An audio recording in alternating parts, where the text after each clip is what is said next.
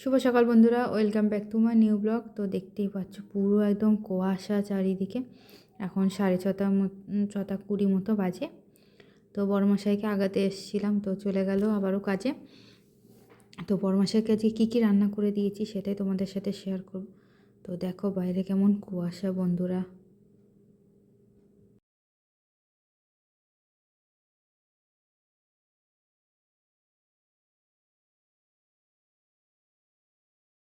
তো চারিদিকে দেখতেই পাচ্ছ, আর বড়মশাই বাড়ি থাকে না, 5 দিন কাজে থাকে। তো দূরে থাকে, সেখানে থাকা তোমার হচ্ছে না সোমবার দিনে রান্নাগুলো করে দিই। তো আজকে প্রায় অনেকগুলো রান্না করে দিয়েছি, 2 দিন হয়ে যাবে খাওয়া।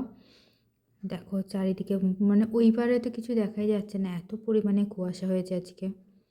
তো চলো বন্ধুরা, কী কী রান্না করলাম তোমরা দেখতে থাকো, আশা করি ভালো লাগবে তোমাদের। তো হ্যালো বন্ধুরা, সবাই কেমন আছো? Welcome back to my new blog. তো পরে সামনে আসছি। তো দেখো এখানে আমি গাজরের বল বানাবো, তার জন্য গাজর গ্রেট করে নিয়েছি, পেঁয়াজ কুচি, গোলমরিচ আর একটু তোমার ধনেপাতা কুচি নিয়েছি, আর একটু লবণ দিয়ে এটা ভালো মতো 2খানা ডিম দিয়ে ফেটে নিয়েছি। আর এখন এই যে অল্প অল্প করে দিয়ে এই তেলের মধ্যে দিয়ে দেবো। এইভাবে আমি আগে বলগুলো তৈরি করে নেব, দিয়ে এটাকে আমি কারি করব। কারিটা নর্মালভাবে তোমরা করতে পারো, যেমন কারি করা হয় তেমনই। তো কারিটা আমি দেখাচ্ছি তোমাদের একটু পরেই। তো এটা কালকে বড়মশাইকে কী কী রান্না করে দিলাম, কত কী রান্না করলাম সেটাই তোমাদের দেখাচ্ছি। তো আমি এটা রাত থেকে রান্নাটা শুরু করেছি বন্ধুরা। তো এই যে এখানে বলগুলো হচ্ছে এখন। আর এদিকে দেখো আমি তেলের মধ্যে ফার্স্টে দারুচিনি ফোড়ন দিয়েছি, তারপরে তোমার পেঁয়াজ কুচি, টমেটো কুচি, আদা বাটা, রসুন বাটা, জিরার গুঁড়ো, ধনিয়া গুঁড়ো, নুন, হলুদ, কাশ্মীরি লঙ্কার গুঁড়ো সমস্ত কিছু দিয়ে মশলাটা ভালো করে কষিয়ে নিচ্ছি। তো এখানে এত মশলা লাগবে না, এখানে আমি বেগুন তরকারি করব, তার জন্য একবারে মশলা নিয়ে নিয়েছি, একেবারে 2খানারই মশলা কষিয়ে নিচ্ছি। তো এদিকে যে বেগুনের আলু সেদ্ধ করে নিয়েছি, আর এই যে তোমার গাজরের বলে যে আলু দেবো সেটাও সেদ্ধ করে নিয়েছি। এখানে বেগুন ভেজে রেখেছি, এরপরে আমি 2খানা বেগুন দেখতে পাচ্ছি এখানে। তো কী করব এরপর আবার তোমাদের সাথে শেয়ার করব। গলা শুকিয়ে গেছে বন্ধুরা। তো এদিকে দেখো আমি ট্যাংরা মাছ ভেজে রেখেছি, এটা দিয়ে আমি বেগুন তরকারি করব। বলগুলো আগে সুন্দর করে ভেজে নিই। আর এদিকে আমার মশলাও প্রায় কষে এসছে। তো আরও অনেক কিছু করেছি তোমাদের দেখাচ্ছি।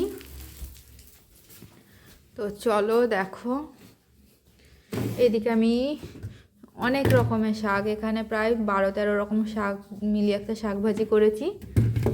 এদিকে ভাত আছে, মায়ের জন্য আলু মাখা করা গরম গরম।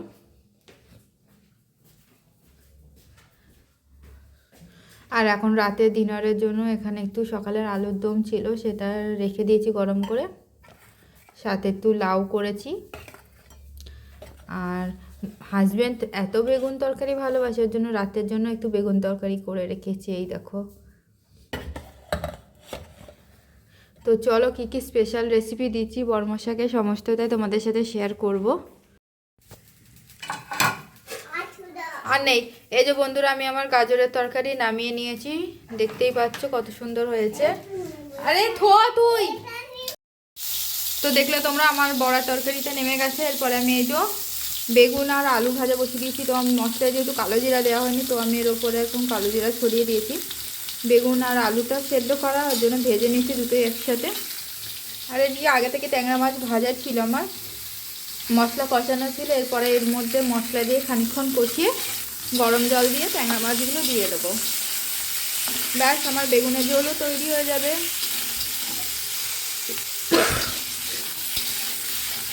তো গলায় কালকে একটা কাঁটা ঢুকেছিল, সেই কারণে না গলাটা কেমন হয়ে গেছে জানো না, আজকে সকালবেলা গলা থেকে কাঁটাটা বেরিয়েছে। তো ঠিক আছে, স্পেশাল রান্নায় একটু পরে ফিরে আসছি আমি। তো বন্ধুরা শেষ পর্যন্ত চলে এসেছি সেই স্পেশাল রেসিপিটা, যেটা আমার বর খেতে ভীষণই ভালোবাসে। তো তার জন্য আমি বেগুনগুলো ভেজে নিচ্ছি। তোমরা চাইলে বেগুন টমেটো একসাথে সিদ্ধ করে নিয়েও এই রান্নাটা করতে পারো। তো তো এটা যদি আমি বেগুনটা ভেজে নেওয়ার কারণ হচ্ছে এটা 2 দিন পর্যন্ত গরম না করলেও ভালো থাকবে, ওই কারণে।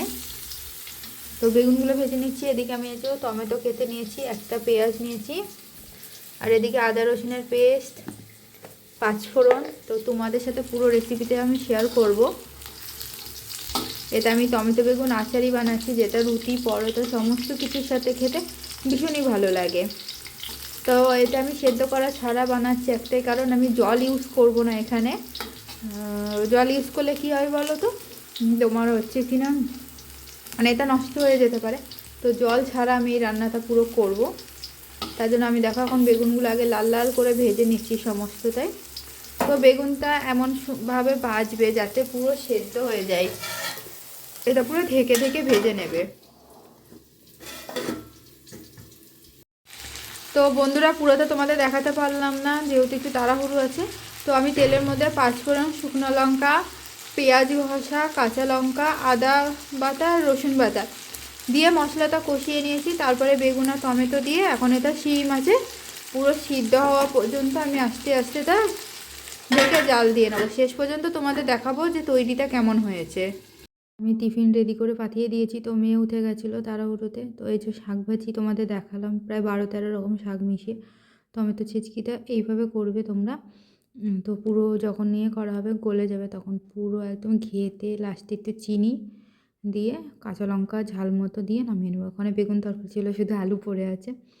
তো এদিকে গাজরের তরকারি, প্রায় 4 রকম রুটি দিয়েছি, ভাত দিয়েছি, সমস্ত কিছু দেওয়া হয়ে গেছে। তো আজকের মতো ভিডিওটা এত দূর পর্যন্তই। ভালো লাগলো অবশ্যই লাইক শেয়ার কমেন্ট করে সকলেই পাশে থেকো। আর হাজব্যান্ডের স্পেশাল রান্না হচ্ছে এই টমেটো চেচকি, কেমন হয়েছে অবশ্যই কমেন্টে জানিয়ে সবাই। তোমরা ভালো থেকো।